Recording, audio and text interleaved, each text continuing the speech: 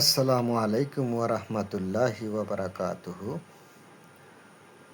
আজকে পূর্বের ধারাবাহিক নিয়মে পুনরায় সূরা আল কামারের ৭ নম্বর আয়াতের বিশ্লেষণ নিয়ে হাজির হলাম।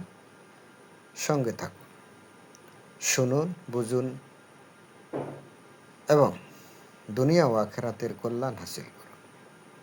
আজকের শিরোনাম হাসরের ময়দানে পুনরুত্থান, পঙ্গপালের মতো মানুষের সেই ছুটে চলা, দ্য গ্রেট রিসারেকশন। প্রিয় দর্শক ও শ্রোতা মণ্ডলী, কিয়ামতের সেই চূড়ান্ত আহ্বায়কের ডাক শোনার পর মানুষের অবস্থা কি হবে?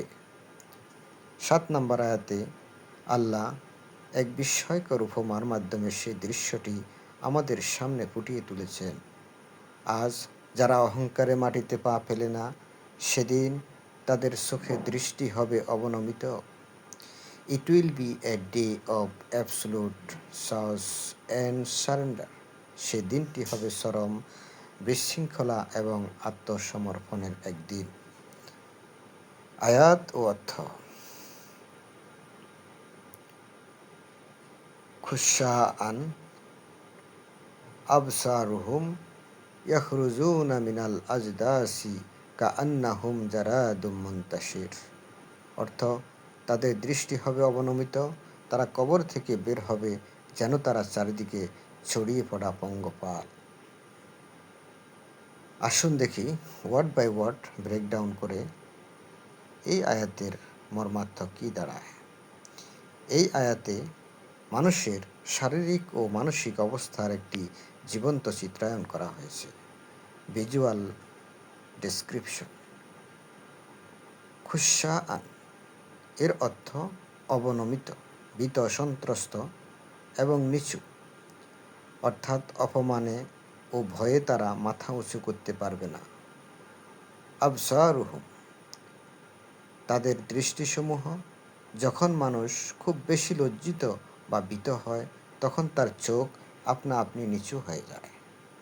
ইয়াখরুজুনা তারা বের হয়ে আসবে, মিনাল আজদাসি কবরসমূহ থেকে, পচে গলে মাটি হয়ে যাওয়া শরীরগুলো আল্লাহর আদেশে সেদিন পুনরায় জীবিত হয়ে কবর থেকে বেরিয়ে আসবে।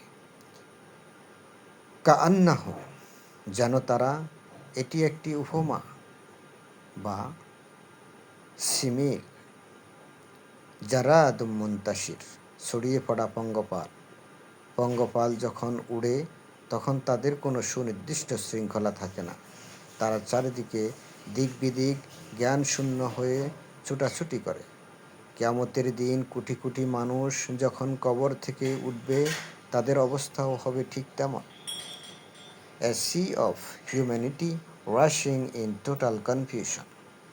দিশেহারা হয়ে ছুটে চলা এক বিশাল মানব সমুদ্র।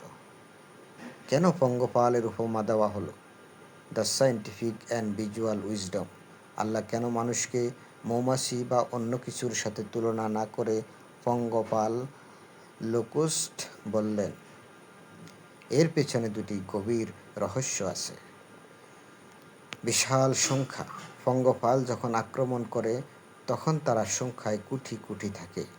হাসরের ময়দানে আদম আলাইহিসসালাম থেকে শুরু করে শেষ মানুষ পর্যন্ত সবাই একসাথে থাকবে। বিশৃঙ্খলা। পঙ্গপাল যখন উড়ে তারা একে অপরের সাথে ধাক্কা খায় এবং এলোমেলোভাবে ছোটে। সেদিন মানুষও ইয়া নফসি ইয়া নফসি, আমি কি হব, আমি কি হব করতে করতে একইভাবে দিশেহারা হয়ে দৌড়াবে। Chaos will replace the order of the world. পৃথিবীর শৃঙ্খলা সেদিন বিশৃঙ্খলায় পরিণত হবে। আমাদের জীবনে এই আয়াতের শিক্ষা, প্র্যাকটিক্যাল লাইফ লেসন। দৃষ্টির বিনয়। আজ যারা ক্ষমতার দাপটে মানুষের দিকে তাচ্ছিল্যের নজরে তাকায়, সেদিন তাদের দৃষ্টি হবে সবচাইতে নিচু। দুনিয়াতে বিনয়ী হওয়া শিখুন, যাতে সেদিন মাথা উঁচু করে দাঁড়াতে পারেন। পরকালের প্রস্তুতি। আমাদের আসল ঠিকানা এ মাটি নয়, বরং মাটির নিচে থেকে পুনরায় উঠে আসা সেই ময়দান। আজকের প্রতিটি কাজ যেন সেই দিনকে মাথায় রেখে হয়। Every step today is a preparation for the rising tomorrow. আজকের প্রতিটি পদক্ষেপ হলো আগামীর সেই উত্থানের প্রস্তুতি। অহংকার বর্জন। মাটির নিচে মিশে যাওয়া শরীর যখন পঙ্গপালের মতো বের হবে, তখন রাজা আর প্রজায় কোনো পার্থক্য থাকবে না। অহংকার ছেড়ে মানুষের সেবায় আত্মনিয়োগ করুন। The closing note. বন্ধুগণ, 7 নম্বর আয়াত আমাদের মনে করিয়ে দেয় যে মৃত্যুই শেষ নয়। কবর থেকে আমাদের একদিন উঠতেই হবে।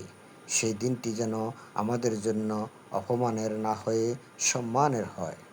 সেই চেষ্টা এখন করা উচিত। The final rush has no escape. The only shield is your good deeds. চূড়ান্ত সেই দৌড় থেকে বাছার কোনো পথ নেই।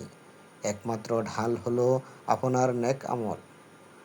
পরবর্তী পর্বে আমরা আলোচনা করব 8 নম্বর আয়াত নিয়ে, যেখানে বর্ণিত হয়েছে কাফিররা সেই বিভীষিকাময় দিনটিকে কী বলে সম্বোধন করে।